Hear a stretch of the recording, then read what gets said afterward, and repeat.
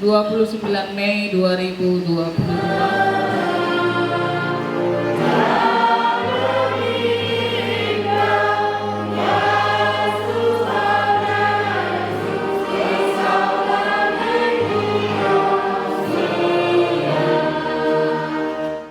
Damai sejahtera Allah yang melampaui segala akal, itulah kiranya yang memelihara hati dan pikiran saudara-saudara di dalam Kristus Yesus Tuhan kita.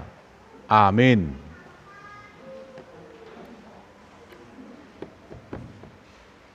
Tes, tes. Tes, halo. Ora Samanginang.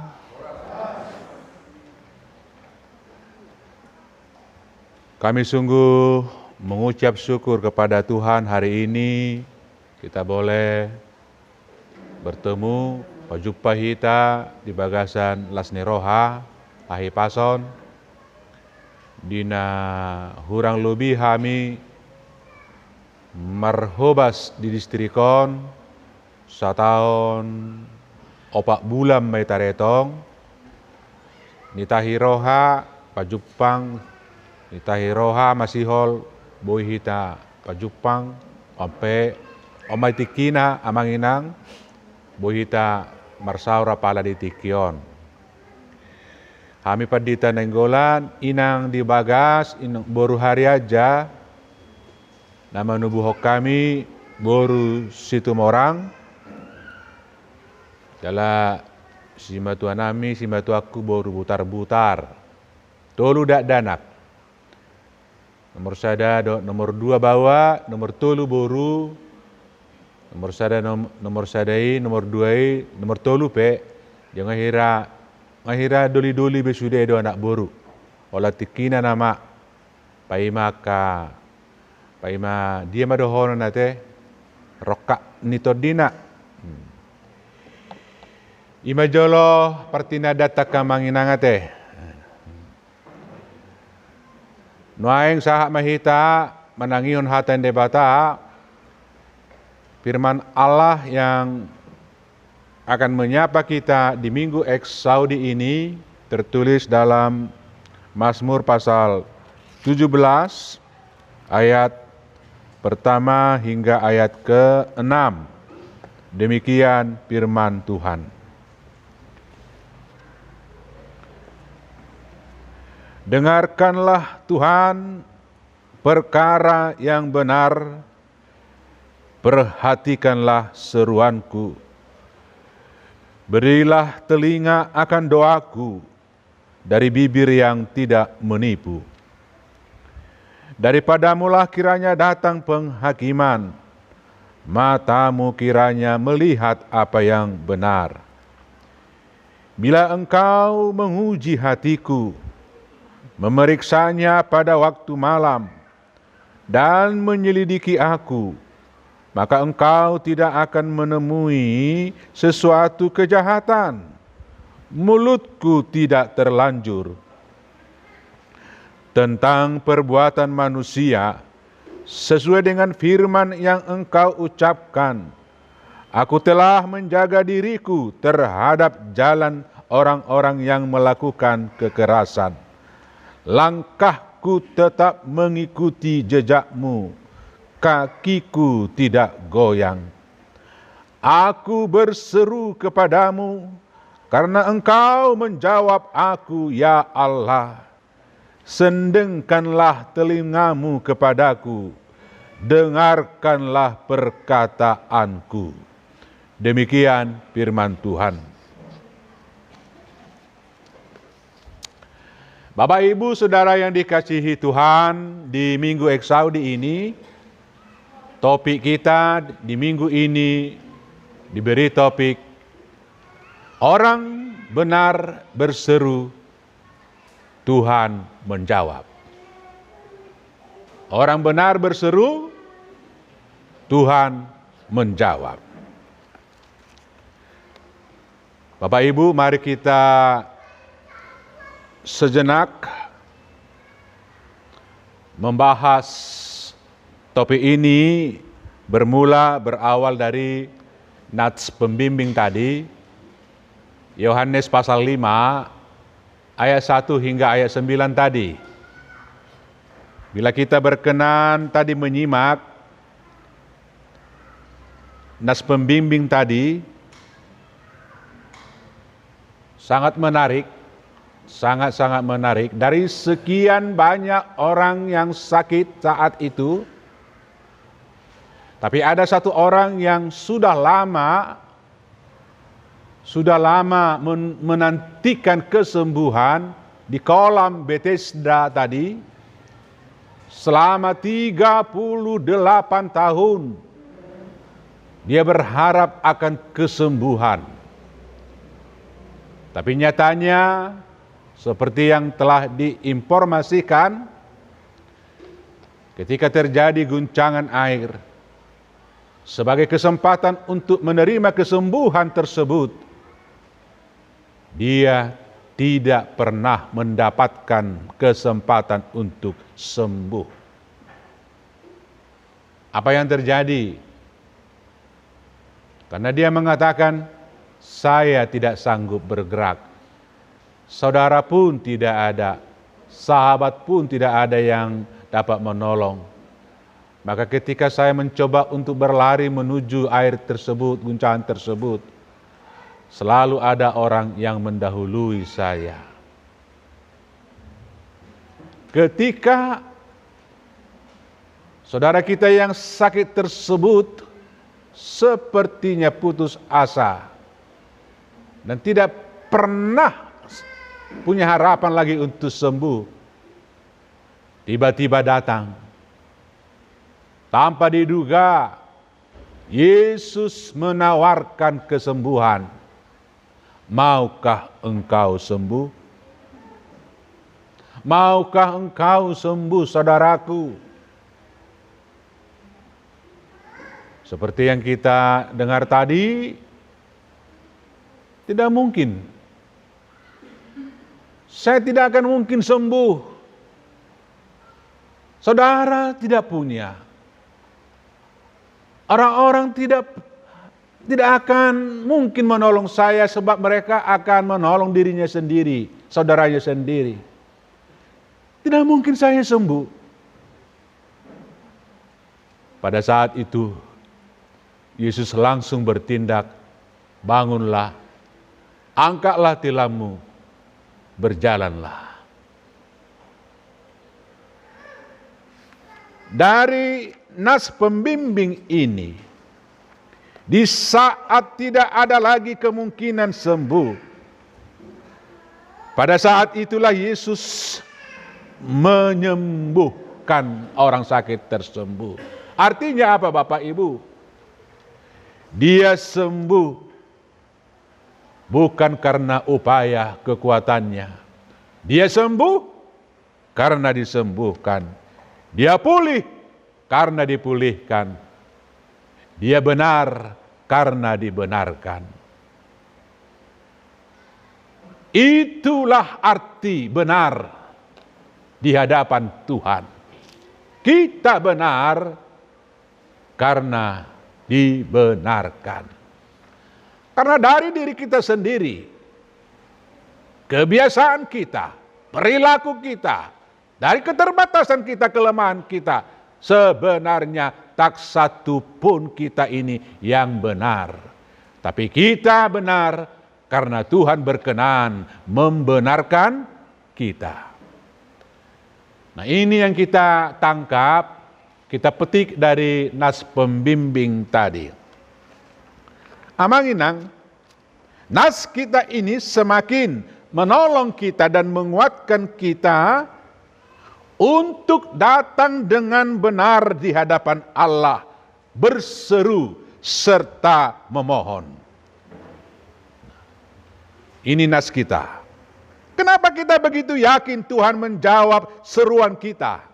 Kenapa kita yakin bahwa Tuhan menjawab seruan kita? Alasannya ialah di saat kita benar-benar tidak mampu tegak berdiri, tidak ada lagi yang menolong, ternyata Tuhan memperhatikan kita, peduli terhadap kita.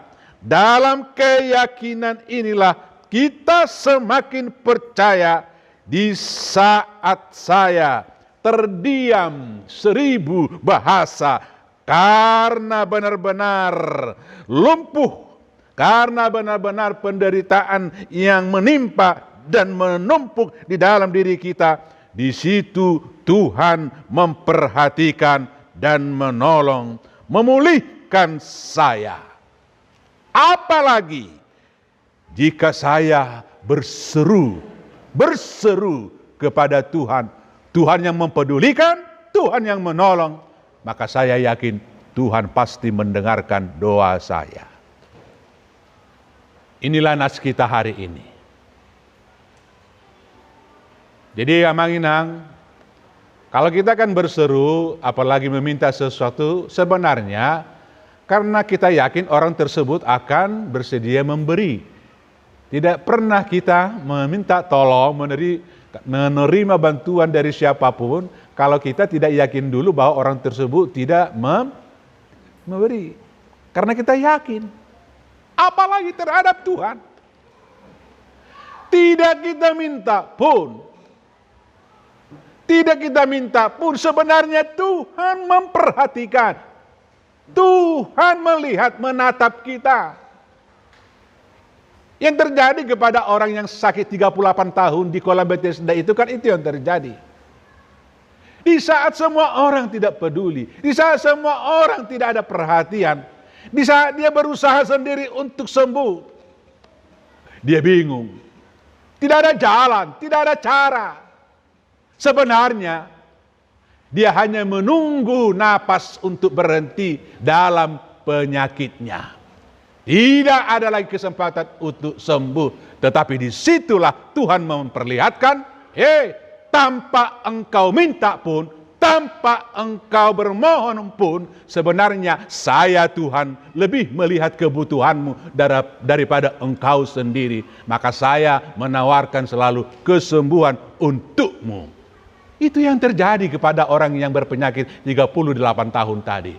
Tanpa dia sadar, tanpa berharap, ternyata Tuhan mau menolong dia. Saya katakan Amanginang, dalam kaitan ini, kita ini, umat Tuhan ini, ciptaannya, sebenarnya kita ini adalah orang yang senantiasa berseru-seru. Akka halakna jauh-jauh dohita. Akka halakna jauh-jauh, jujur. Ditiki sotaboto, ditiki sopamoto atta.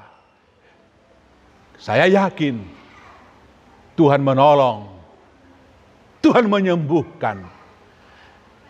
Dan alana saita pagido sasitong nagabe di rupi Tuhan hita. Tuhan molo alana saita tapangido do berkuar-kuar suara tahun, berteriak-teriak suara tahun, lantas dia menjawab, mendengar dan menjawab. Saya katakan, apakah Tuhan itu adalah Tuhan seperti itu? Jujur, sasitong na, sopa tapangido, pwede nga di boto nga di rupi Tuhan hita. Nah, turpukon, nas ini menegaskan lagi, kalau Tuhan adalah Tuhan seperti itu, yang peduli dengan kita, yang memperhatikan kita, apalagi kalau kita datang dengan benar, berseru-seru kepadanya, pastikan Tuhan pasti dengar, Tuhan pasti menolong. Itulah topik kita hari ini. Hanya saja Amanginang diingatkan, dalam nas hari ini, topik hari ini, di Minggu Eksaudi ini, kita diingatkan bahwa orang-orang yang benar berseru kepada Tuhan itu adalah pertama, orang yang tidak menipu. Tidak penipu. Perkataannya harus sejalan dengan perbuatannya. Perbuatannya harus sejalan dengan perkataannya. Itulah orang yang berseru kepada Tuhan. Harus seiring, harus sejalan antara perkataan dan perbuatan. Kita baca di ayat yang pertama tadi. Dari bibir yang tidak menipu, berilah telingamu akan doaku. Tidak menipu, tidak ada tipu-tipu, tidak ada. Yang ada adalah jujur. Yang jujur itu apa? Kalau salah, mengaku salah dong. Kalau kilap, mengaku silap. Kalau terlanjur, mengaku terlanjur. Jangan menipu, jujur. Itulah orang benar. Itulah orang benar. Jadi orang jujur itu bukan berarti dia benar. Orang benar itu dia mengaku kesalahannya, seiring dengan perkataannya dia lakukan itu, ya. Nakolaka, nama dokon, sirana sitong gimana, HP pangalahona dang tikos, dang songoni halak na berseru, na jauh-jauh tu debata, halak na jauh-jauh tu debata, ima halak na sitong, na boha, na saurdut hatana, doho pakka, do pangalahona. Itu yang pertama. Itu yang pertama. Amanginang, contohnya apa? Kita sering berseru. Kita sering memohon. Ya Tuhan, dengarkanlah seruanku. Kiranya Engkau berkenan memberi rezeki kepadaku. Berkati usahaku. Berkati semua apa yang saya rencanakan. Ya Tuhan, tunjukkanlah kepadaku pasangan hidup yang benar. Itulah seruan seorang yang jomblo misalnya, yang belum ada pasangan. Tetapi kan seruannya itu harus seiring dengan perbuatannya. Saya selalu katakan, jika seorang gadis berseru, apalagi konon di kota sana, ketika dia berseru diam, dia hanya diam di kamarnya doang, tidak pernah keluar, tidak pernah pergi jalan-jalan. Bagaimana mungkin dia dilirik oleh sang pemuda, kan begitu? Tidak mungkin. Dia harus mencoba tanda kutip, dan murah-murahan, tanda kutip, supaya dia dilihat oleh cowok lain. Bagaimana mungkin dia akan mendapat pasangan? Aiboido, memang ada orang minimal bergerak di medsos, boleh berdoa, lantas lihatnya medsos online apapun itu ada di situ, biro jodoh dan apa, ya coba, tapi biasanya itu banyak luncasnya, banyak bohongnya, page-nya dibuat mengkilat, ketika terlihat nampak birong naik. Tidak mungkin seperti itu. Jadi harus ada bergerak. Apa yang kita mohonkan seturut dengan itu harus kita jalankan. Itulah artinya tidak menipu. Perkataan harus seturut dengan perbuatan. Usaha harus dilakukan ketika kita berdoa. Mana mungkin usaha kita akan terberkati jika kita malas? Mana mungkin usaha kita terberkati jika kita tidak zamannya sekarang kreatif, inovatif? Justru ketika kita berdoa, Tuhan akan memberi apa yang diberikan? Hikmat. Bukan ujuk-ujuk langsung bertambah, ya, bertambah uangnya, bukan seperti itu. Tapi hikmat, bagaimana caranya, bagaimana jalannya, itulah yang Tuhan tawarkan. Itulah arti seorang yang bereksaudi adalah seorang yang seturut antara perkataan dan perbuatan. Sejalan antara doa dan usaha. Ora et labora. Amanginang. Yang kedua, orang yang bereksaudi, orang yang bermohon kepada Tuhan, berseru kepada Tuhan. Firman Tuhan mengatakan hari ini adalah orang yang selalu on the track. On the track disebut di ayat yang kelima. Langkahku tetap mengikut jejakmu, kakiku tidak goyang. Langkahku tetap mengikut jejakmu. Jejak Tuhan kita itu, jalan Tuhan kita itu, yang terlebih dipertontonkan, diperlihatkan oleh Yesus Tuhan kita jelas sekali Bapak Ibu. Jelas sekali. Yang Tuhan perlihatkan dalam keteladanannya, dalam perjalanannya.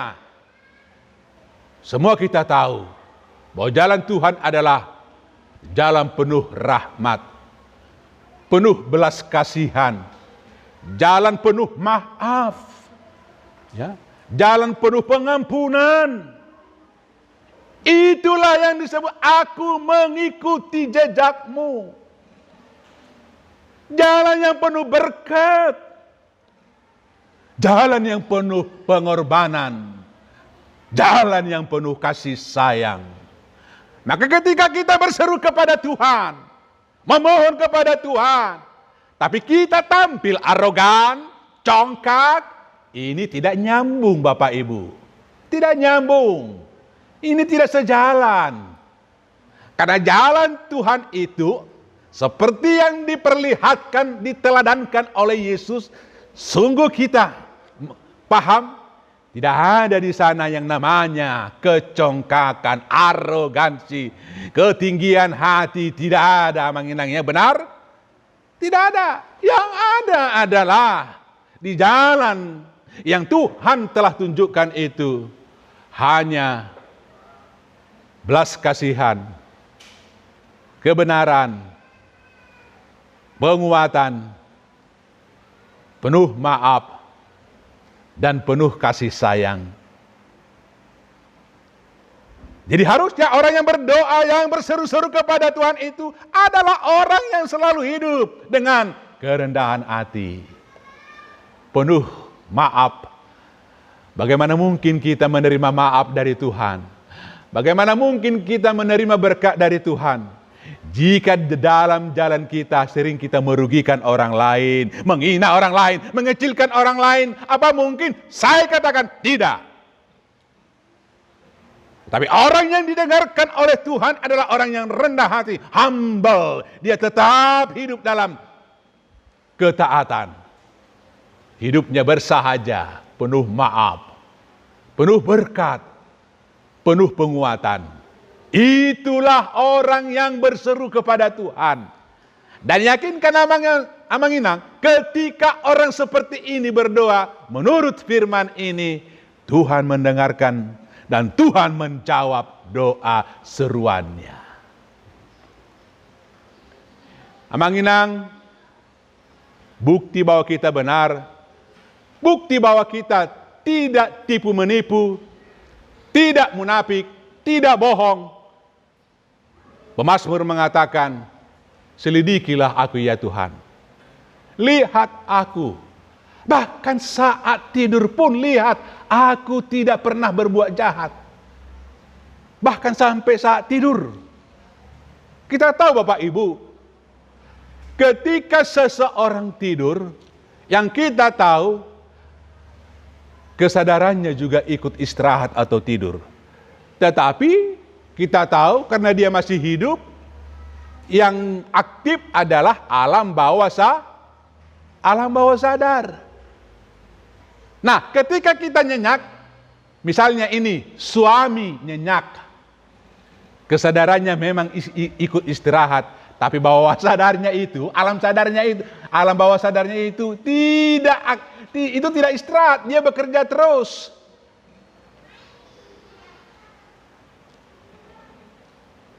Ini ada cerita zamannya kita dulu ya, kalau pergi kemana-mana naik angkot. Di angkot ini kan banyak ceritanya ini. Ya, banyak ceritanya. Ada orang macam-macam yang ya ikut rombongan dengan kita itu masuk dalam angkot. Nah, suami istri ini pergi kemana naik angkot, ya. Ya, ada orang yang ikut naik, pergi kemana. Yang gadis lah, yang pemuda lah, yang tua lah, yang mana lah, macam-macam di situ. Ya.